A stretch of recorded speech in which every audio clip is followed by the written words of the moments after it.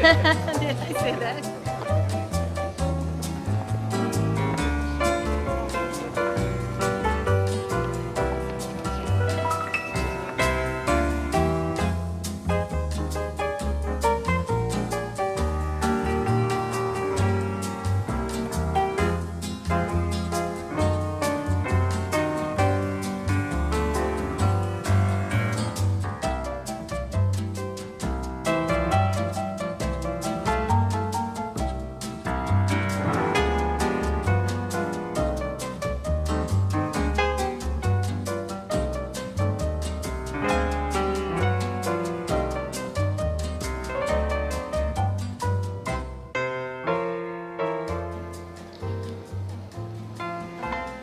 A very good evening to you, ladies and gentlemen.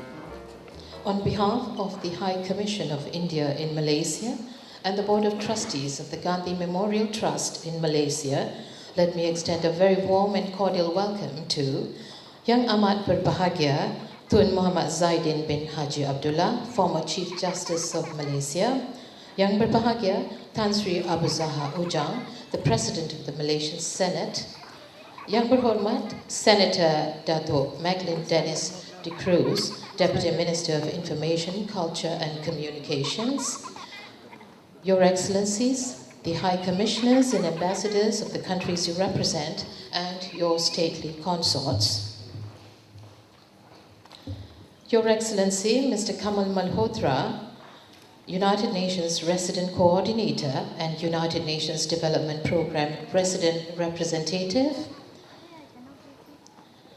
Yang Berbahagia Tan Sri Hasmi Agam, Chairperson of the Human Rights Commission of Malaysia, Yang Berbahagia Datin Paduka Marina Mahathir, Board Member of Sisters in Islam, Yang Berbahagia Dato' Dr. Yo Po Hong, Chairperson of today's lecture session, honored representatives of political parties in Malaysia and our institutional guests, Yang Berbahagia Tan Sri and Puan Sri, Yang Berbahagia Datuk and Datin, honorable members of the Inner Temple and all other barristers of the Inns of Court and Malaysian guardians of the rule of law, honorable representatives of the media, distinguished guests, ladies and gentlemen.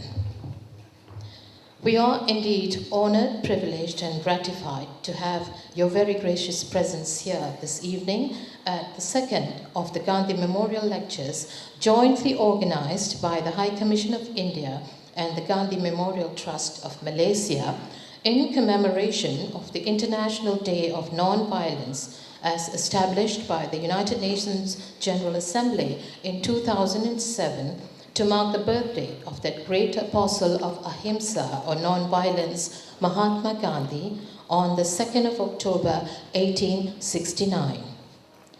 The Gandhi Memorial Lectures is another noble initiative by the Gandhi Memorial Trust and the High Commission of India to observe the day through the dissemination of the message of peace and non-violence.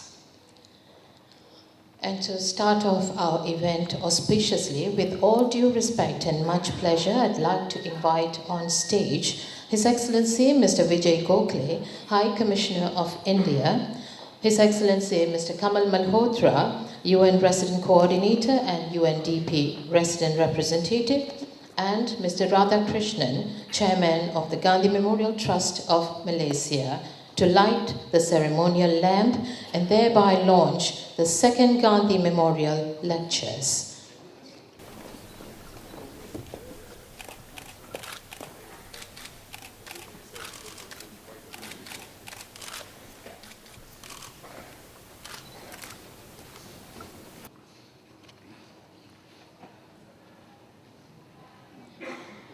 Thank you, Your Excellency Mr. Vijay Gokhale, Your Excellency Mr. Kamal Malhotra and Mr. Radhakrishnan. May I now invite Your Excellency Mr. Vijay Gokhale, Your Excellency Mr. Kamal Malhotra and Datuk Mahadev Shankar to kindly ascend the stage and please be seated there.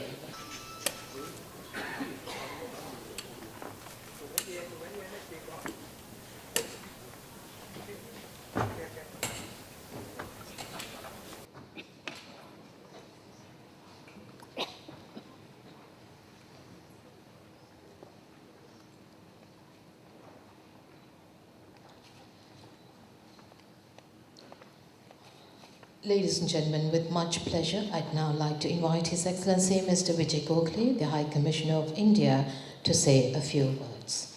Your Excellency.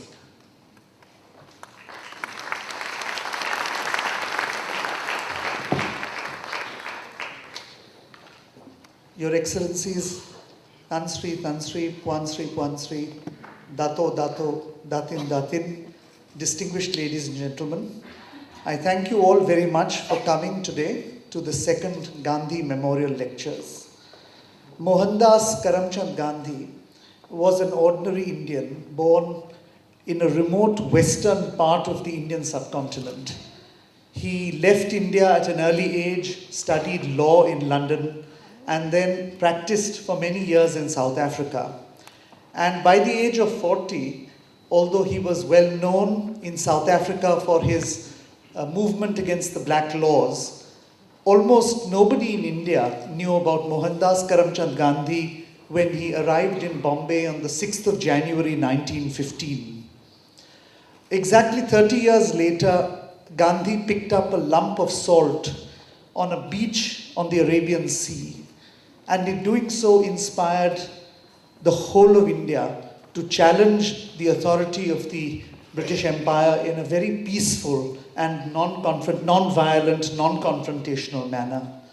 And by the time he fell to the assassin's bullet, Gandhi was known as a household name not only to all the 400 million Indians, but to a large number of people from every continent and every country in this world. It is nonetheless remarkable that even at the time of his passing, it was not realized how great an influence Gandhi's thoughts and ideas of peace and nonviolence would have, stretching well beyond the 20th century into the 21st century. And if one were to look at the great personalities, both famous and notorious, who lived at the time of Gandhi, Franklin Delano Roosevelt of the United States, Winston Churchill of the United Kingdom, Adolf Hitler of Germany, Joseph Stalin of Russia, Mao Zedong of China. Today, among all these personalities of that period between the two world wars, the one personality who figures in the political discourse throughout the world is that of Mohandas Karamchand Gandhi. And therefore, the United Nations and all the member states paid him the great tribute of declaring the 2nd of October as the Day of Peace and Nonviolence. I want to thank Tansri Hashmi Agam and Datin Paduka Marina Mahathir for accepting the invitation of the Gandhi Memorial Trust and the High Commission to speak to us on this occasion, to mark a great soul and his ideas and the fact that these ideas continue to be relevant today. Thank you, ladies and gentlemen. Thank you, Your Excellency. Ladies and gentlemen, it gives me much delight to call upon the United Nations Resident Coordinator and the United Nations Development Program Resident Representative, His Excellency Mr. Kamal Malhotra, who needs no further introduction, to address us. Your Excellency.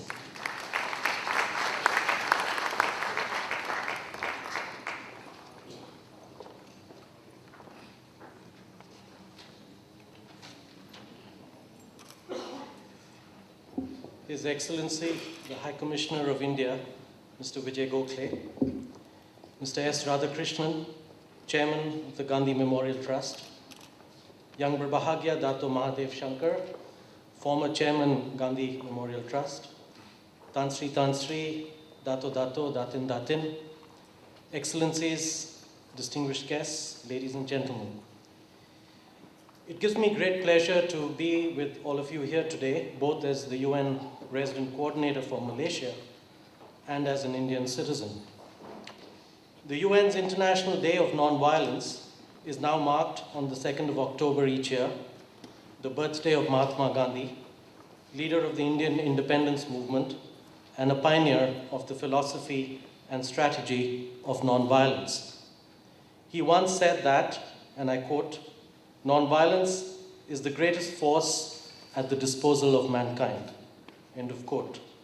According to the UN General Assembly Resolution A/RES/61/271 of 15 June 2007, which established the International Day of Nonviolence, it is an occasion to, and I quote again, disseminate the message of nonviolence, including through education and public awareness. End of quote. The resolution reaffirms the universal relevance of the principle of nonviolence and the desire to secure a culture of peace, tolerance, understanding, and nonviolence. As background, you may be interested to know that in January 2004, the Iranian Nobel Peace Laureate Shirin Ebadi conveyed a proposal to the World Social Forum in Mumbai for an International Day of Nonviolence from a Hindi teacher in Paris teaching international students. The proposal, over time, attracted the interest of leaders of India's Congress Party. This resulted in a Satyagraha Conference resolution in New Delhi in January 2007, initiated by the leader of India's Congress Party, Mrs. Sonia Gandhi, and the Nobel Peace Laureate, Archbishop Desmond Tutu, which called upon the United Nations to adopt the proposal. The resolution was then formally introduced in the General Assembly by India's then Minister of State for External Affairs, Mr. Anand Sharma, on behalf of 140 co-sponsors. He said that the wide and diverse sponsorship of the resolution was a reflection of the universal respect for Mahatma Gandhi and of the enduring relevance of his philosophy. Quoting the late leader, he said, and I quote, "Nonviolence is the greatest force at the disposal of mankind. It is mightier than the mightiest weapon of destruction devised by the ingenuity of man." End of quote. We at the United Nations strive to harness the power of nonviolence to overcome prejudice and conflict and cultivate mutual respect and understanding amongst peoples, cultures, and countries. Indeed, the creed of nonviolence is integral to the United Nations Charter and manifest in its language, for example, through its advocacy to practice tolerance and live together in peace with one another as good neighbors. The UN Charter established nonviolence as an important principle guiding all our work. Article 1 of the Charter states that one of the UN's purposes is to settle international disputes or situations by peaceful means. Equally, the efforts of the UN to promote tolerance, respect for all human rights and fundamental freedoms, democracy, development, and mutual understanding are all underpinned by one common idea, that to make lasting, sustainable change, our efforts must be undertaken peacefully and in the spirit of cooperation. The United Nations was created after the devastation and misery created by World War II, in the hope not only of ending wars, but also of making them unnecessary. The UN's founders hoped that the organization could help stop violence by spreading a culture of peace, promoting tolerance, and advancing human dignity. These ideals are identical to those of Mahatma Gandhi and his legacy. His peaceful struggles against unjust regimes, both in South Africa and India, captured the world's imagination, and his incorporation of nonviolence into everyday life inspired countless individuals to lead better, more meaningful lives.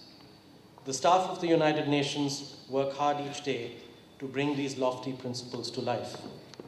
We do this by promoting human rights, seeking to resolve conflicts through peaceful means, campaigning to eliminate violence against women, working to achieve the Millennium Development Goals, and by building bridges across cultures and countering hatred and extremism everywhere.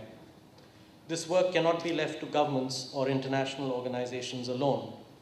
Peace may sometimes be achieved around the negotiating table, but it is always sustained around community tables. Peace starts with people. It flows from the heart of committed women and men. Communities, families, and individuals all have a critical role to play in defeating violence and creating a culture of peace.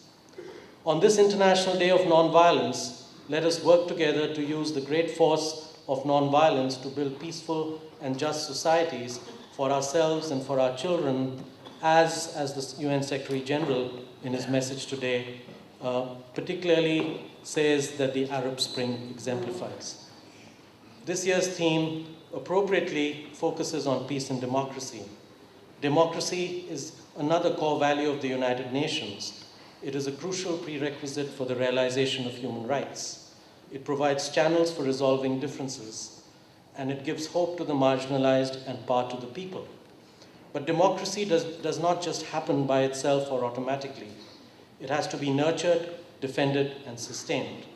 The world needs people to speak out for social justice and freedom of the press, for a clean environment, and for women's empowerment, for the rule of law, and the right to a say in one's own future.